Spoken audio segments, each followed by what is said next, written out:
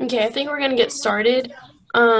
Today we have Gary Branham with Strength and Club Effectiveness, a District 7 specialist. And so, just a little bit of information. Can you please keep everything on mute during the session? And that if you have any questions, can you please put them in the group chat, and then we will answer them as quickly as possible if you have any questions. There is a check-in link that's in the group chat currently, and so you can fill it out to win different door prizes. We have JBL speakers, a AirPods, and some different gift cards. And so if you want to take it away, Gary. Okay, very good. All right, well, good afternoon. Welcome everyone to this session. Today I am going to talk about strengthening club effectiveness and everything associated with that. My camera was giving me some issues earlier, so I'm not going to use my camera. So hopefully things will stay smooth and operate well. Before I forget, I do want to tell you that this particular presentation or a version of it, as well as some of the resources that I'm going to talk about, and even some other resources that I won't talk about, are all available on our state website. If you go to the 4-H page and then click on the management tab, then there is a whole series of presentations and resources associated with enhancing the local experience. And part of that, a big part, maybe the most important part in my mind, is this particular topic, which is strengthening that club and the things that we can do to help you in that regard. Two things I'll say right off the bat is a few years ago, I did a little bit of, I would not call it real scientific research, but I did some investigating, comparing the numbers within our district here in District 7, looking at the number of kids that we have enrolled in the local program or in a club or in a county program, compared to the number of kids that we have coming to various events at the district level and at the state level. And what I discovered, and it's probably not a big surprise, it's not revolutionary, but what I discovered is only about 20 to 30% of our kids from being enrolled in 4-H were actually coming and participating at levels at the district or above. The flip side of that, what does that mean? That means 70 to 80% of our youth enrolled in our program, their total experience, at least within a given year, is at the local level, is at that county level, and maybe even more, even just the club level. There is nothing wrong with that. But because of that being the reality, I think it's very important that we do everything we can to make sure that local experience is as good as it can be.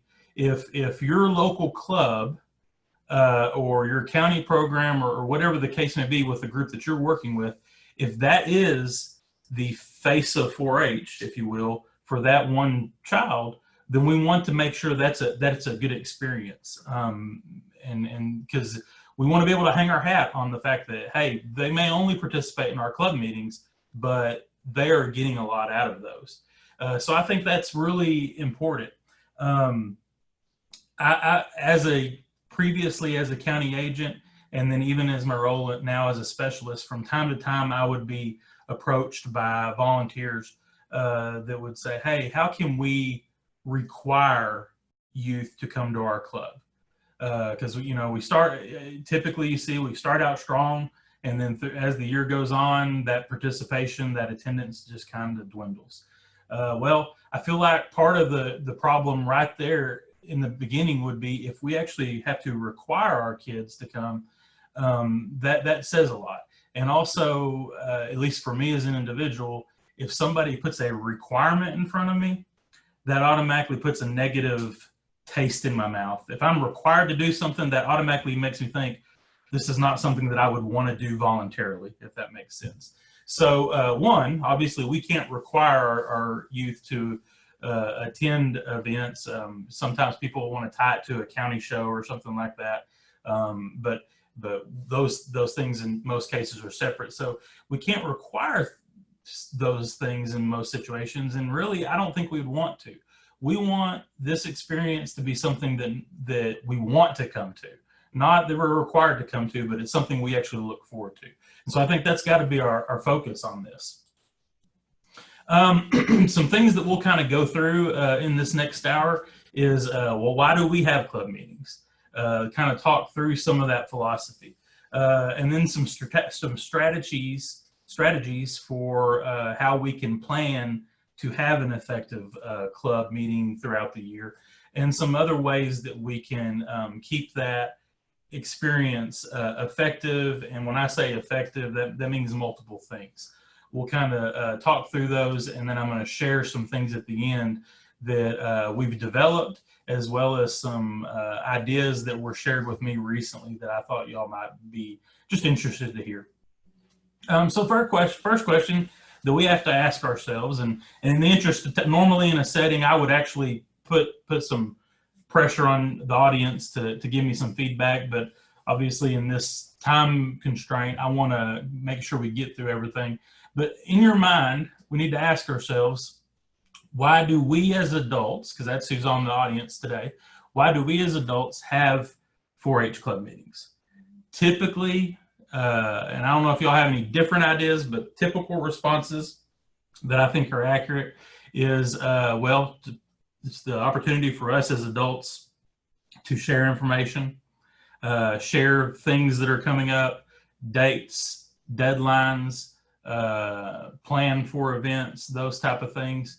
That's the opportunity for us to get together and communicate as organizers of various activities and events. That's the big part of what we do, and to stay informed with what's going on in the program, right? I think that's why we as adults typically get together. Maybe some camaraderie, you know, seeing our fellow 4-H families and visiting and having that social experience. But for us as adults, I would say most of us come to those meetings for that communication and planning and doing those type of things. Now, the second question we have to ask ourselves is, why do kids come to the 4-H club meetings? Now, some of our older youth, some of those that want to give us the young leader answer are probably going to say some of those same things that we as adults say. We want to be informed, be involved. I think that especially our older youth are seeking out that leadership opportunity, the chance to influence our peers and work with our peers. But I think a vast majority of them, if we were said, be honest, why do you come to a meeting, or why would you want to come to a club meeting? I think we're going to get some answers like fun, visit with our friends, socialize, very much having that social experience with our peers. And I think ultimately we want to have fun. I mean, that's the ultimate goal as a kid, is to have a good time. Probably want to learn some project experiences and learn some things along the way. But if we aren't having fun, that other stuff doesn't happen as readily, I think, if that makes sense. So we know why adults come to the meetings. We know why kids come to the meetings. Our challenge as leaders of a club, as working with these groups, project groups, community clubs, whatever the case may be, is how do we merge those two things and make sure we're doing both things effectively, and how do we mix those two ultimate goals of fun, socializing, things like that, along with communication, planning, coordinating events, and so forth. So what we have to do is we have to look at our meeting. What does the structure of our meeting look like, and how can we build that club meeting to address those different things effectively? If you look at the basic breakdown of a club meeting, I think you're going to cover these 4 basic areas. Inspiration, and so most of y'all probably realize what this is, but this is kind of that stuff at the beginning of the meeting. Typically, your pledges, U.S. pledge, 4-H pledge, those things that kind of kick off that meeting. And one thing I would say here is if we think about our youth, both the youth that are coming to our club meeting for years, and then that group that may be coming for the first time, think about how we kick off those meetings. This is really a totally different topic and a whole nother presentation, but briefly I would just say, think about how we kick off those meetings. And I've been to lots of club meetings where at the beginning of the meeting, and even at the beginning of the 4-H year, we just make some assumptions, if you will, that everybody's going to stand up and say the pledges, and we know all those things, and we go through those steps. But if you think about a brand new 4-H'er that's coming into that club meeting, and the very first thing we do is stand up and recite a 4-H motto and pledge, and we didn't grow up in the program, what must that look like? How confusing or uncomfortable could that be? And so when you think about making that audience feel welcome, especially those new people that are new to this experience, think about how we do those things. Maybe we take a little time and explain what that motto and pledge is. Maybe we have a poster or a banner or something that has it spelled out. But don't just stand up that very first time and say, okay, everybody stand up and we're going to recite the 4-H motto and pledge. That could be very uncomfortable to a brand new member, or maybe even some of those that have been around a while. But you think about that, and I kind of veered off there, but that's the beginning of our meeting. And then we have those other pieces that may be in some order or another, and we'll talk about the order here in a minute, but typically you're going to have a program of some sort. I hope that's a goal as you put together your agenda every month. You're going to have some business, those things that we need to plan and talk about, and we'll talk about that in a little more detail, and some recreation, hopefully, because we do want to have fun. So if those are the main 4 parts of our meeting, we have to decide how do we organize those. And so, like I said, I wanted to share some resources with you. And one resource that I want to point out that you can print off of the state website under this particular section of those resources is a document called Agenda Mania. And it's a resource we put together that kind of explains the steps in it, but it is very simple. It's a very simple one to prepare for if this is something that you would want to do with your kids in your club, at the very least with your officers, your club officers. But I think it's a good thing to do with the entire audience, so they can understand why we have a meeting the way we do, why we have an agenda sorted the way it is, and what do those different things mean. And so that's just a screenshot right there of the instructions, and those bold words you see on the right-hand side, call to order, pledges, roll call, etc., are the different parts of a standard agenda. And so what you would do is you would type those or write those on pieces of paper, cut them up, have each piece of that agenda be a separate little piece of paper, and have the group that you're working with, they're all mixed up in the beginning. You're going to have them sort those things and put them in order on how they think a logical agenda is structured. And after they do that, at least when I'm doing this particular type of a training, once we get them lined out and then we kind of walk through it and maybe move some of the kids around to put it in a better order, if you will, then we talk about breaking that down into these 4 main pieces: inspiration, program, business, and recreation. And then I asked them, how long do you think each of those things should last? And as you can see, here's some recommended, if you will, time allotments for each of these pieces. In reality, your inspiration probably is not going to take 5 to 10 minutes. It's probably going to take less. It lists your program at 15 minutes, your business at 15 to 20, and your recreation at 15 to 20. My goal when I do this type of training, and my goal, if I was leading a club, is to try to keep this thing condensed into a 60-minute time period, shooting for an hour-long meeting. And I could ask y'all, how long do y'all's clubs typically last on average? And some of you may have something that's way less than that. It may be just 15 minutes, 20 minutes. And then some of you may have meetings that last more into the hour and a half, 2 hours.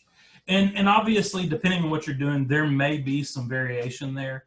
But I think the ideal thing that we would be shooting for is a 60-minute segment, with the thought being, okay, once we go past that, we're getting into other people's other time that they would be doing, let's say homework or or family time or different things like that, supper, whatever the case would be. And we start losing that interest or getting a little frustrated as an audience, and start thinking about everything else that we've got to get done. The flip side of that, and I think this could be just as bad, is if we have a meeting that lasts 10 to 15 minutes. Maybe things didn't all come together that we planned on doing. Maybe the speaker had to cancel, or maybe we feel like, okay, we really don't have anything going on this month, but by golly, we got to have this meeting, right? So we just get everybody together and do something real quick, and then we go home. That can be very frustrating as well. I've been that person that comes to a meeting, drives maybe 25 minutes to get to that place, and then we're only there for 5 minutes and we leave. And that's kind of like, oh man, y'all have all seen those memes and things that said this meeting could have been an email, right? Well, that's almost the kind of situation that we might have sometimes with this. So we really want to put some thought into the structure of our agenda and the structure of what we're offering, to try to make it a quality time, something that's worth our time and doesn't kill our whole evening or whatever the case may be. These are approximate times listed here, but I think ultimately my goal as a club manager would be keeping that business in that lower end of that, and maybe even 10 to 15 minutes, versus the recreation and program that should take the bulk of our time.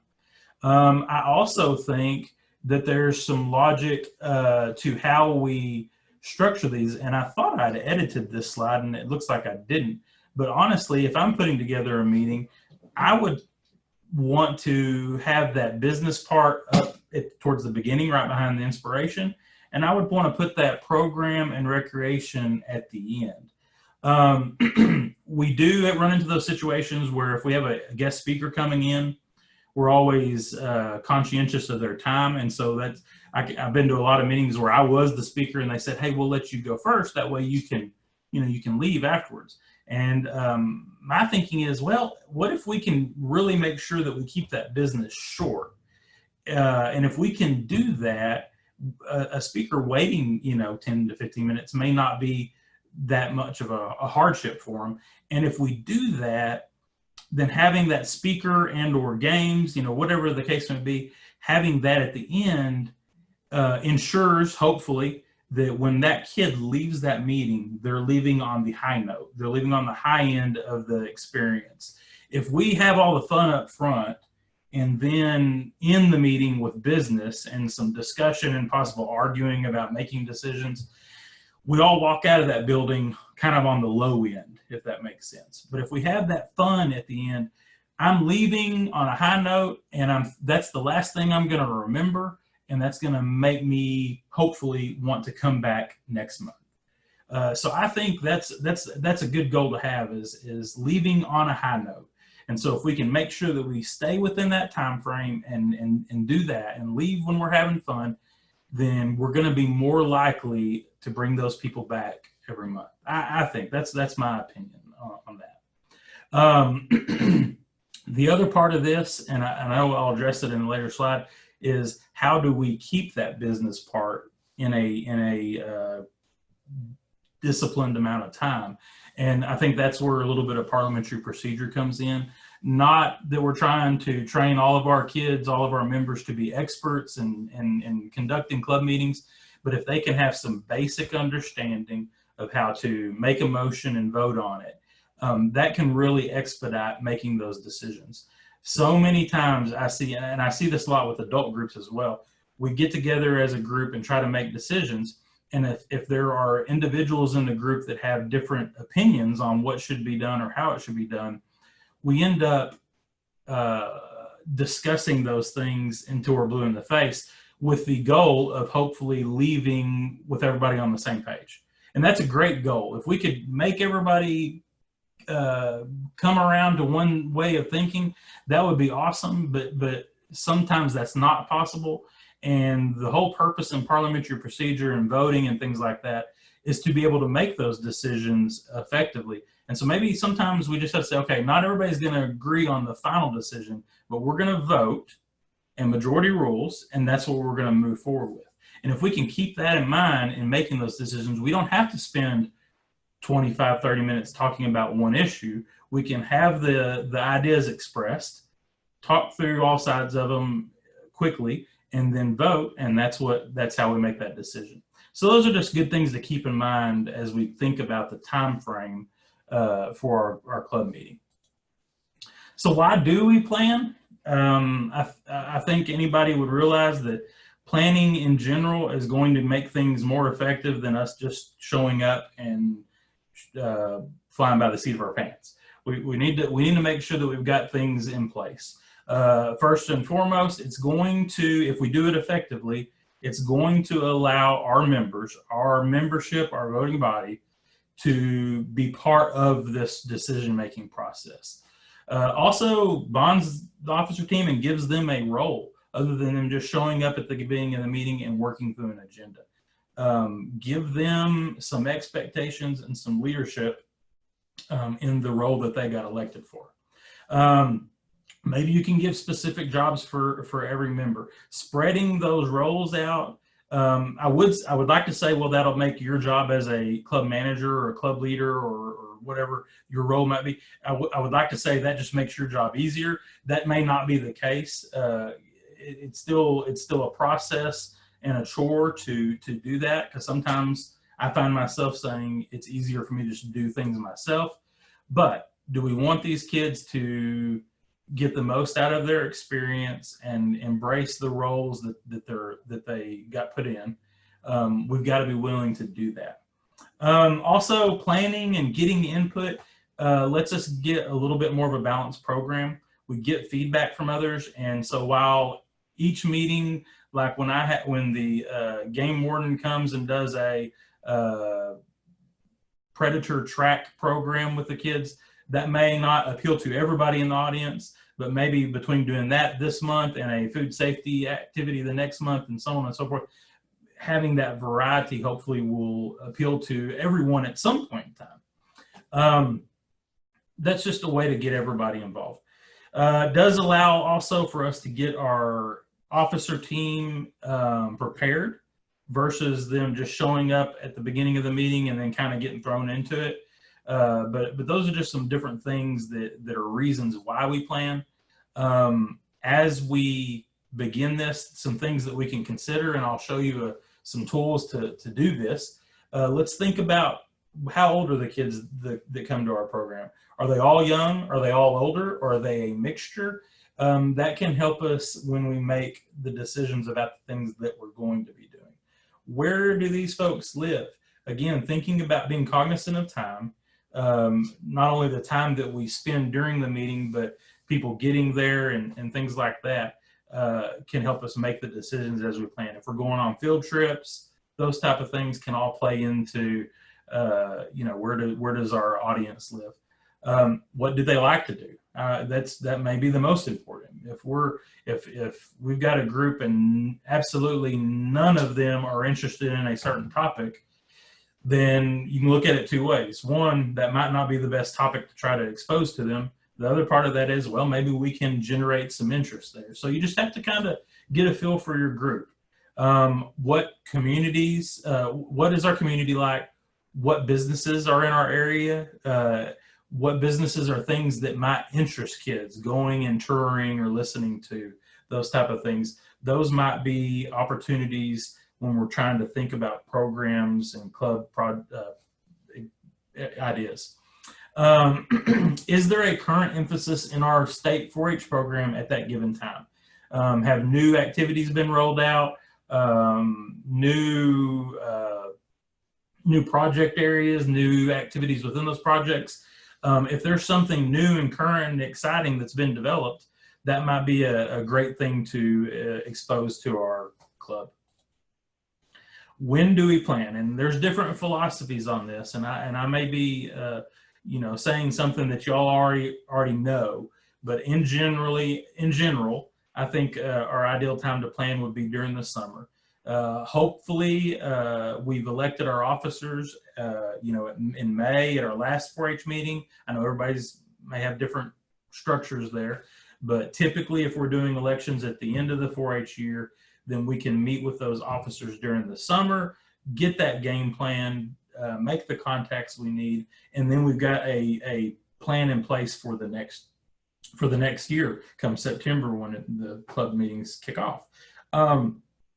Some of you may not elect your officers at the end of the year, and that's okay. Every group does this a little bit differently, but this is something to consider as we think about when we elect our officers. If we don't elect our officers until the new year, then when do we do that planning with them? When do we get them prepared? Another ideal thing is, or something that works well, is if we elected them in May, then during the summer we can either through a county activity, a district activity, or maybe just our local club, we can work with those youth, getting them not only prepared in terms of planning, but also getting them trained and comfortable in their roles. Also, if we do get that year planned out during the summer, then it allows us a little bit easier experience when it comes to adapting things as they're needed. Because there's always those situations that come up. A speaker gets sick or something, happens and we have to cancel or switch plans. Those things happen and they're unavoidable. If we've got the year planned, having those things come up and making those adjustments is a lot easier than us not having a plan and then dealing with changes. At least if we've got a plan in place, it's maybe only one thing that we're having to adjust versus everything. So that's just, something to think about.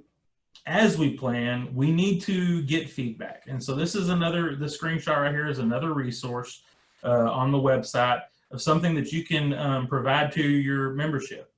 Mail it out or give it to them at one meeting and collect it at the next meeting. Have them do it during the meeting, whatever the case may be, but get some feedback on what they are interested in. That can help us as we sit down during the summer and plan out the year. We've actually got real feedback versus, the other option is just sitting there with your officers and just kind of racking your brain trying to think of ideas. If you've got something like this, then you've actually got some stuff that you can kind of comb through and help make your decisions. Other things that you're probably going to want to plan for during the year. How do we get our kids involved? How do we recognize them? Does your county may have a banquet, whether it does or doesn't. Your club could also have some kind of recognition experience. It doesn't have to be a banquet. It could be some fun, lighthearted activity, whatever the case would be, maybe through social media, whatever ideas you might have, but something that recognizes those kids, because we all get excited. Our young people get excited when they are recognized for their different involvement and things like that. Another thing to plan is promotional activities. How do we grow our club? How do we sustain our club? And how do we grow our club? So what kind of things can we do to promote it? Some things that are not as exciting, but are still very, very important is our bylaws and our chartering process. Those are things that need to be done every year. Obviously, we charter every year, and we know that to keep our club active. But did you realize that part of that chartering process is your bylaws or standing rules? And realistically, technically, we should be looking at those every year and approving those every year. What happens in a lot of cases is we adopt those bylaws when the club kicks off, when it is first established in 2002 or whatever, and then we never go back and really look at it. And so down the road, we end up making changes to the way we elect officers or spend money or, whatever the case would be. And some of those things might be in violation or contradict our bylaws, but because we don't look at those every year, we forget about them. So do that, make that an annual part of your club meetings. At one of those meetings, evaluate those bylaws and look at them and at the very least make sure we're still following them and make sure we're good with them. And then of course, like I said, we got to complete the chartering process every year. But you can use surveys like this to get their feedback. Get feedback from your adult leaders.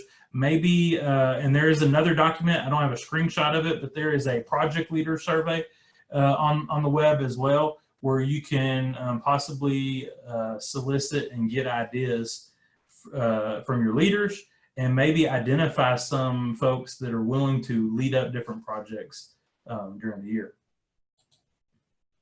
The other part of this is setting goals. Again, here's another document that you can find on the website that you can work different ways you could do this. You could sit down with your officers.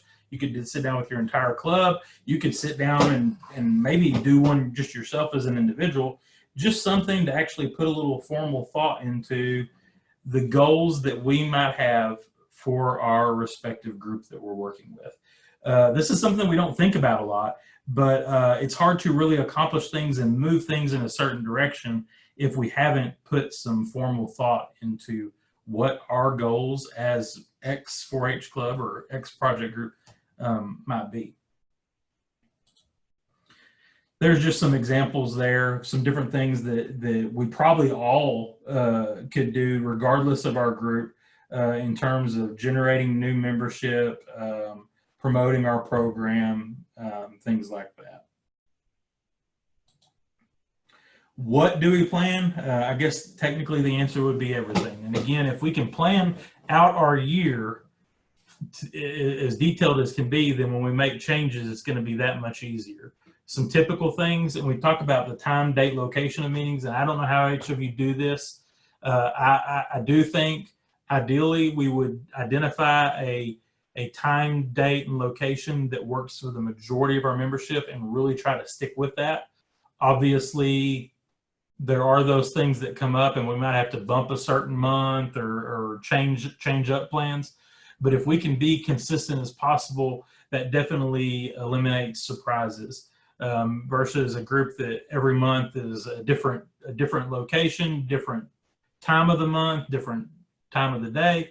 Those things can get frustrating because we all are busy, we're all doing different things, and we're not aware of those changes, then it's really unfortunate when, you know, I show up to the school cafeteria because that's where we always have the meeting, but last minute something was changed and we didn't get the memo, or unfortunately, you know, we all know we might miss a text message, not read an email, those type of things, and then we show up and like it or not, whether it was our own fault or not, we're still frustrated because we weren't aware of the situation. And those are just realities that we have to be aware of. And so the more we can avoid those things, the better. And communication is obviously key, especially when there's changes. But also plan out who's doing pledges, who's bringing snacks, things like that. Those things very much can change, but if we kind of get a plan in place, that helps. Who's going to do a program? Who's going to contact the speaker of the program? Those type of things. Do we have a group of kids? Do we have a club that has a handful of very little kids coming? Siblings, Clover kids, toddlers, those type of things. If we've got enough of those that it becomes a distraction, maybe we can identify a leader or somebody in the group that would want to work with that group to keep them entertained. So we might be able to accomplish something else. Those are just things to consider when we look at our individual group. Also, how are we going to raise money? How are we going to market our program? How are we going to grow the membership? Those are things that should be a regular thought for the group that we work with. Here's another resource available on the website. Great tool. It is a fillable PDF. You may already have something different, and that's a-okay. But this is something that you can use during the planning meeting with your officers or whoever is part of that planning team to identify for every month who is the inspiration, who's going to do the pledge, who is the program speaker, who's going to contact that person, so on and so forth. To get you a plan laid out. We all, especially, you know, we may sit down in June or July and plan out these things, and then come March or April, it's like, oh man, what did we decide then? If we've got this document that we can put in a place that's reliable, maybe we save it on the computer or whatever, then this is a great reference tool. It's also something that once it's developed and finalized, then you can send it out to your membership. That way, if it's my daughter's turn to bring the snacks to the club meeting in February, I've got this right here to remind me of that. Also, place to put contact information for the officers, your club leadership, things like that. Again, you may have something totally different that you use, whatever works for you, but we did put this up there as a resource for anybody that wants it. Other things that I think are important to have that smooth meeting. Very much a printed agenda. I know of lots of clubs that I go to that they don't have this, or maybe just the officers have it. I would highly recommend that everybody have a printed agenda. It's something good to take notes on, keeps everybody kind of on track. I've got here a lot time for each section of the agenda. I don't know that you need to have it typed out on everybody's copy, 15 minutes, 20 minutes, so on and so forth. But maybe the officers that are running the meeting, maybe they have it written on theirs just to keep them alert of of the time frame. If you put it on everybody's agenda, then you know how it works. Everybody starts looking at that and thinking, oh my gosh, it said 15 minutes and we're 20 minutes into this. And so we automatically become a little antsy about it if we see that on our paper. But if we as a general audience member don't see that, we don't know, and then we're not, we don't get as antsy. But having some time allotments for our group that's leading these things might be good, especially if you've got some that have trouble sticking to a schedule. Organize your agenda, and so this is where I got it edited. I think in this order. This is just my opinion, but inspiration, few minutes, business, 10 to 15 minutes, and then program and recreation, program/recreation. It just depends on what you might be doing, but allotting 30 minutes, whatever the case may be to that. I think the big deal is we want that high note to be a little bit longer and towards the end. And like I said earlier, if we can train our officers, especially, but even our members, with some basic parliamentary procedure, maybe this is even one of your club programs. Maybe it's the first program of the year, so you can kind of get them aware of these things, and they can kind of put it into practice the remaining 8 months of meetings. But get them understanding basic parliamentary procedure. You can overwhelm them very quickly when you start looking at all the various motions that are out there. I'm not suggesting that, but just a basic understanding of how to vote can really go a long way, and how discussion actually works. It would probably be good for the parents in your group as well. Some other things that we can do as a club to just really add a layer of quality and effectiveness. Maybe we create a club handbook. Maybe once we elect our officers, we put them in there. We put some activities in there. Everybody's may be different, but that might be a fun thing and something of value to those members that they could bring every month. Allow your officers and managers to come up with a plan and then actually implement it. Make sure that they are fulfilling their responsibilities. One of the biggest challenges as a project leader or a club leader is going to be, and I kind of referenced it earlier, but it's going to be allowing those youth leaders to fulfill their roles. And I think it's a tightrope. I think we need to allow them, I'm going to say allow them to fail. We don't want them to fail necessarily, but we need to allow them to be as effective as they can be. I'm going to say on their own. They're not on their own, but really push them to accept that responsibility. Don't set them up for failure. If you can see the train wreck coming and something's about to happen, don't just take the attitude of, well, that's on them, I'm going to step back and let it happen. I don't think that's the way to do it, but do hold them accountable and be very fair about it. I think everybody, officers, need to know their expectations, the expectations of them up front before they take the office. And I think they need to be willing to accept that. And I think the parents need to understand those expectations as well. But we also need to realize that we are talking about kids. We're trying to develop leaders. We're trying to provide them a positive experience. And so I always hate it when I see somebody that really says, you know what, they're going to bomb and I'm going to let it happen, because that's not good either. So we just need to find that balance.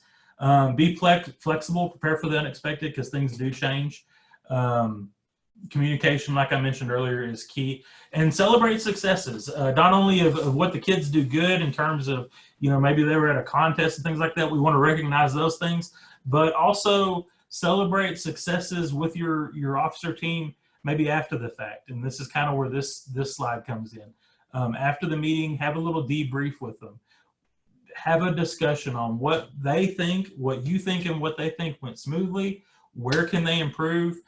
Be positive in your suggestions and your critiques. Let them know that you saw if you saw a struggle, but help them on how to avoid that next time. Another resource that's available on the web that you can use individually. You could, if you wanted to, provide to your membership in general. You could give it to your officers. It's up to you on how you want to do it. But this is some standard things that we put together on a scorecard that you would probably see in an effective club meeting. Maybe you don't hit all these every time, but it's some things that you can look at to say, oh, hey, we don't ever do that, and that's a good idea. So maybe we could do this, or maybe we could do it differently next time. So like I said, that is on the web as a resource to help as you have your month-to-month meetings, or maybe you do it at the end of the year as a summary and look to make improvements for next year. But that is a tool available to all of you. So what is being done now? And this is just a little summary that I put together of some comments that we collected from a lot of the youth that just went through the at-large delegate process that y'all may have saw the results from last night on the 4-H live feed. But basically, we asked those candidates, tell us something that y'all do in your club that you feel like is a good way of having a good club experience, being engaging, those type of things. And I had a very long list. A lot of it was repeat, and I kind of summarized it. But these were some bullets, some things that kind of stood out to me, of different things that they were seeing in their club experiences. And I'm sure you all have a long laundry list of things that you could share as well. But several of them mentioned icebreakers, how to rope those kids in and get them engaged right from the start. Keeping their program as well as their meeting short and interesting. And I thought this was a good one, and this was coming directly from them, not just rereading the newsletter. And I'm sure you've all been to those meetings where that's probably the summary of the business, was just going over the newsletter. And yet we can say everybody gets the newsletter, everybody should read it. We know that probably doesn't happen in a lot of situations, but we all have that capability. And so if our total meeting / business is just regurgitating the newsletter every month, well, I could see a parent saying, you know what, we can do that at home.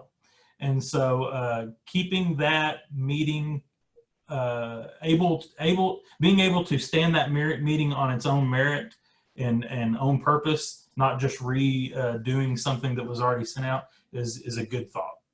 Other things, lots of clubs were really utilizing social media, especially obviously right now, but celebrating activities, celebrating the experiences the kids have. A big one, and I'm a big proponent of this, is having hands-on activities. How can we make these things? And obviously it's been very difficult here lately, right? With everything being virtual. But in an ideal situation, how can we make our meetings hands-on, active, engaging? I've been to a club meeting where I saw basically the same subject matter shared, but by two different people, and the whole vibe was totally different. It was related to food safety and sanitation and how to handle things. And one of them was just basically the science of it, why these things are important. The other presentation had some hands-on glow germ activities, things like that, very engaging and getting the kids up and moving. and the total feel of it was totally different, and obviously the hands-on was better. Having good speakers, sometimes we don't know, you know, and even a good speaker can have a bad day. But those are definitely goals that we want to have, keeping everyone active and engaged. Maybe having a greeting committee. Some of the clubs, some of the youth shared this, that they have individuals, whether it's officers or somebody totally separate, that serves as a greeting committee, welcoming those folks right from the moment when they walk in. Maybe they sit with them, especially the new members. They sit with them during the meeting and make them feel welcome. Because if a kid does not feel welcome, especially a new one, why in the world would they want to come back? I mean, that's just reality. So that's a good one they shared. Having field trips that are both educational and some were even service related. So like not just collecting cans for a canned food drive, maybe they go volunteer their efforts at the local canned food distribution center or something like that. But getting the kids in different settings seemed to work well for some of them. Having club contests, so every month, let's say they do a canned food drive, maybe they turn that into a contest. Kids like to, even if it's just for fun, bragging rights, something cheap, whatever, if they like that competitive nature. And some of them mentioned, and I don't remember how they worded it, but basically scheduled social time. You know, either before the meeting or after the meeting, they had a moment where they wanted to encourage interaction, engagement with the kids visiting and things like that. So those were just a handful of the things that were given to me from our youth leaders that are out there across the state. I was really glad we were able to talk to them about that. The key elements I pulled from it that really I think match up with the purpose of this program are communication. We got to communicate well with our families. Most of the issues that I have dealt with working with groups, either as a county agent or as a specialist, revolve around poor communication.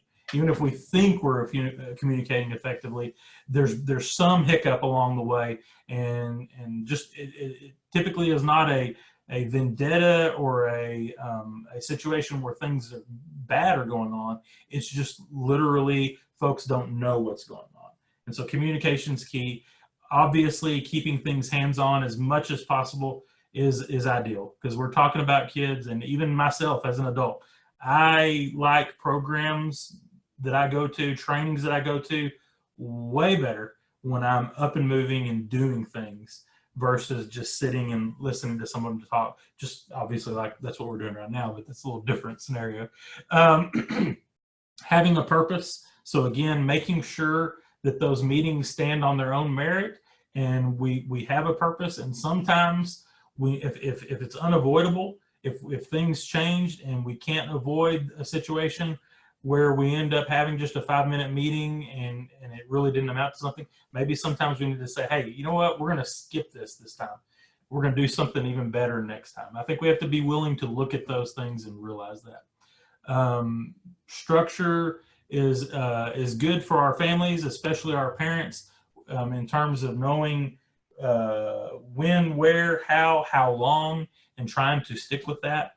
I think is good, so we can prepare. But ultimately, and this is why I made this word so much bigger, is fun. I think we've got to make sure that our programs, the experiences our kids are having, are fun. And I don't think there's any other way to put that. So, okay, folks, that completes my presentation. The last thing I would tell you, and I meant to mention it earlier, is when it comes to your club meetings, and if you're struggling, if you're brand new, or even if you're not brand new, and you're just struggling to come up with some ideas of things that you want to have at your monthly meetings, if you go to the state website, again, go to the management tab and scroll down, you'll see the series of presentations and support documents. But if you scroll further down on that management page, you're going to see a set of PDFs that basically run from September through May, and I think there's like 4 sets of them for each month. And they are basically sample sets of things that you might have in an agenda for that month, recreation ideas, how to play those games, inspiration ideas, community service ideas, program ideas, and most of them are pretty timely in terms of, okay, this month is just before stock show season, so maybe a program idea is related to livestock preparation. Anyways, check those out, because if you are struggling to come up with ideas, even if you want, I would highly encourage you to meet with your local group to plan, but have that stack there printed out just to refer to give you some ideas. Maybe you can take a spin off of them. So with that really does complete my presentation. If you have any questions about any of this or anything, feel free to reach out to me, and I appreciate everyone's time. Macy, that ends it for me. Thank you so much. Just a reminder that to please check in to the survey, and that includes for today, if y'all don't have any more questions.